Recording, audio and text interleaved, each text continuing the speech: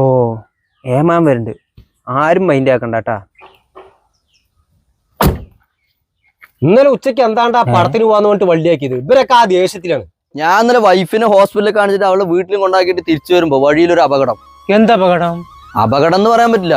ഒരു ഭാര്യയും ഭർത്താവും ഒരു കുട്ടിയും കൂടെ ബൈക്കിൽ പോയിക്കൊണ്ടിരിക്കുമ്പോഴേ പുറകിലിരിക്കുന്ന ഭാര്യയ്ക്ക് തലയിറങ്ങി. എന്നിട്ട് വീണില്ല, അപ്പോഴേക്കും അയാൾ ബൈക്ക് നിർത്തി. ഭാഗ്യം, വലിയൊരു അപകടം ഒഴിവായില്ല. എന്നിട്ട് എന്ത് ചെയ്ത്? ഞാൻ തൊട്ട് പിന്നാലെ തന്നെ ഉണ്ടായിരുന്നേ. അവര് വേഗം കാറിൽ കയറ്റിട്ട് അടുത്തുള്ള താലൂക്ക് ഹോസ്പിറ്റലിൽ കൊണ്ടുപോയി. അതെന്തായാലും നന്നായി.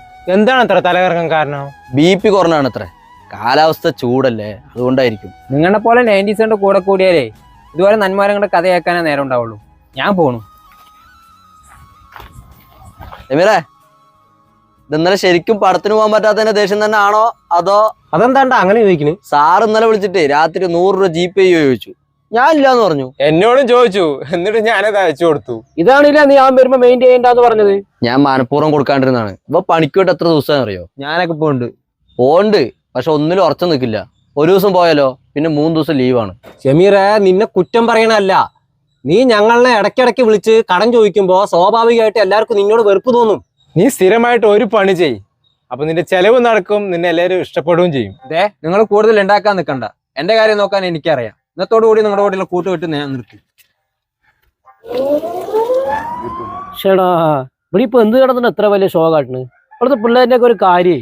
അത് കാര്യമില്ല, അവൻ വരും. വരാണ്ട് അവിടെ പോണ്. എന്നാലും ഇന്നത്തെ കാലത്തെ പിള്ളേര് പണിയും തൊരവില്ലെങ്കിലും അഹങ്കാരത്തിന് ഒരു കുറവുമില്ല. നീ എന്താണ്ട വിഷമിച്ചിരിക്കണ്? അവൻ പോയനാണ്. ഞാൻ പറഞ്ഞുകൊണ്ടായിരിക്കും അവന് ഇത്ര ദേഷ്യം വന്നത്. അതുകൊണ്ട് മാത്രമല്ലടാ. നീ കേട്ടല്ലേ അവൻ നമ്മളെ മൊത്തത്തിൽ വിളിച്ചത് 90s. അവരിന്റെയൊക്കെ വിചാരം നമ്മൾ പഴയ തന്തവൈബുകളാണെന്നാണ്. നമ്മളൊക്കെ ജീവിച്ച പോലെ ഇവന്മാർക്ക് ജീവിക്കാൻ കഴിയുമോ? എവിടെ ഇവിടുത്തെ പിള്ളേർക്കൊക്കെ ചെറിയൊരു പ്രശ്നം വന്നാല് മെയിൻ്റെ വേറെ ലെവലിലാ പോണ്.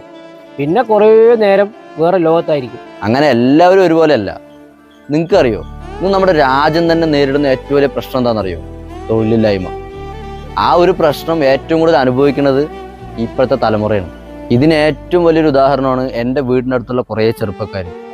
18 വയസ്സിനും 25 വയസ്സിനൊക്കെ ഇടയിലുള്ള കുറേ ചെറുപ്പക്കാർ ഇന്ന് വിദേശത്താണ്. അവരവരുടെ നല്ല പ്രായം മുഴുവൻ കുടുംബത്തിന് വേണ്ടി അന്യനാട്ടിൽ പോയിട്ട് ഒരുക്കി തീർക്കുകയാണ്.